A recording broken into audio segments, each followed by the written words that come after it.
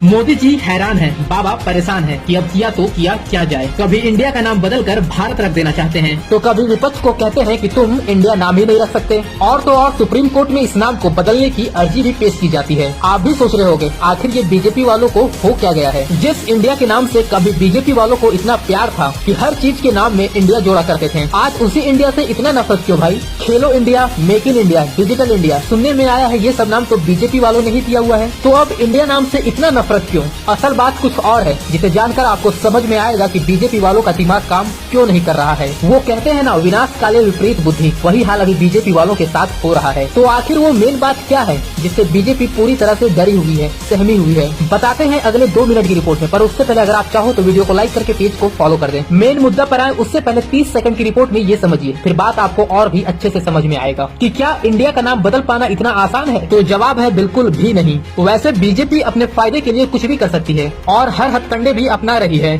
पर मोदी जी को बाद में समझ आया कि जोश जोश में बोल तो दिए, और जब इस बात पर मंथन हुआ तो पता चला कि कितना जगहों से नाम को चेंज करवाना पड़ जाएगा। इसमें तो बहुत समय लग जाएगा और जो करना है वो चुनाव से पहले करना है, क्योंकि मेन मुद्दा देश का नाम नहीं, देश में होने वाला चुनाव है जो कि 2024 में होना है। इतना नाम चेंज करना अभी पॉसिबल नहीं है। जैसे air India, Indian railway, Indian air force, state bank of India, reserve bank of India, IIT, IAS, IPS, Indian army, Indian air force और न जाने दुनिया भर का क्या क्या। पर समय इतना ज्यादा है नहीं। मोदी जी को बाद में समझ आया कि सिर्फ नाम बदल देने से ही नहीं होगा, इस पर कितना खर्च आ जाएगा। जैसे स्टाम्प चेंज करवाना, पूरा का पूरा डॉक्यूमेंट को चेंज करना, पूरा का पूरा सिस्टम चेंज करना पड़ जाएगा। नाम चेंज करवाना कितना मुश्किल हो सकता है आप एक छोटे से एग्जाम्पल से समझिए। अगर आप 10th, 12th और ग्रेजुएट हैं तो क्या आप अपना नाम चेंज करवा सकते हैं? नाम चेंज करवाना तो दूर की बात, आप एक स्पेलिंग मिस्टेक को सुधरवाने के पीछे कितना दौड़ोगे, कितना टाइम दोगे, फिर जाके वो काम हो पाएगा। और मोदी जी को फिर बाद में समझ में आया कि वो हर बार की तरह इस बार भी अपने ही बड़बोलेपन में फंस गए। एक बार फिर से मोदी जी के मुंह से बोला हुआ बात जी का जंजाल बन गया। बात ना निगलते बन रहा है और ना उगलते बन रहा है। मोदी जी सोच रहे हैं कि जो हम इतना मेहनत से प्रचार प्रसार करवा रहे हैं, G20 का सम्मेलन करा रहे हैं,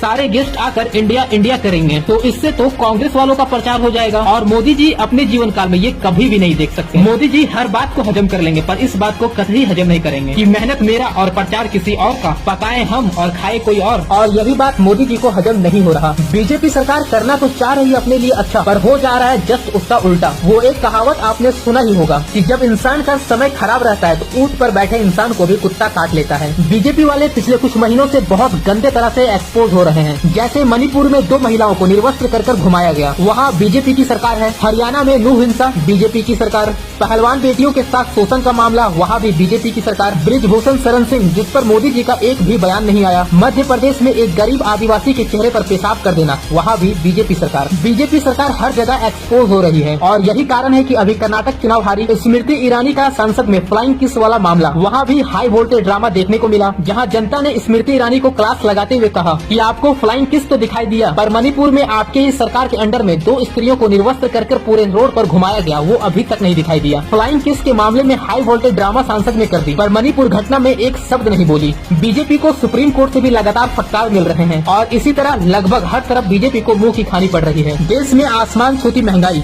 बढ़ती बेरोजगारी, बढ़ता करप्शन, सरकारी संपत्ति का प्राइवेटाइजेशन कर देना, अमीरों का 5-5 हजार करोड़ का कर्ज माफ कर देना, गरीब किसानों पर ट्रैक्टर चला देना, देश की संविधान को बदल देने की बात करना और बहुत कुछ, जिससे देश की जनता को अब समझ में आ गया कि ये सरकार सिर्फ और सिर्फ जुमलेबाजी करता है, झूठा वादा करता है, देश की जनता को बेवकूफ बनाता है। और इसीलिए देश की जनता अब बीजेपी की भाषण नहीं सुनना चाहती है और लाख कोशिश करने के बाद भी बीजेपी हर तरफ एक्सपोज हो रही है। बीजेपी चुनावी हवा को अपने और मोड़ने की हर संभव प्रयास में है, पर हो रहा है जस्ट उल्टा। विधानसभा चुनाव ने बीजेपी को पूरी तरह से झंकोर के रख दिया है। लोगों ने कहे कि ये तो ट्रेलर है, पिक्चर अभी बाकी है। तो मेन मुद्दा यही है कि बीजेपी पूरी तरह से एक्सपोज हो चुकी है। लाख कोशिश करने के बाद भी बीजेपी जनता का दिल नहीं जीत पा रही है और एक बार सत्ता हाथ से गया तो फिर सारा ईडी CBI वाला खेल बीजेपी वालों पर ही खेला जाएगा। फिर सारा पोल एक एक करके खुलेगा, जिसकी वजह से बीजेपी डरी हुई है, सहमी हुई है। बाय द वे, आप 2024 में किसे वोट कर रहे हैं? किसको आप सरकार के रूप में देखना चाहते हैं? अपनी राय कमेंट बॉक्स में जरूर दें। बाकी देश और दुनिया की खबरों से जुड़े रहने के लिए वीडियो को लाइक करके पेज को फॉलो कर दें। मिलते हैं बहुत जल्द एक नेक्स्ट वीडियो में, तब तक के लिए जय हिंद, जय भारत।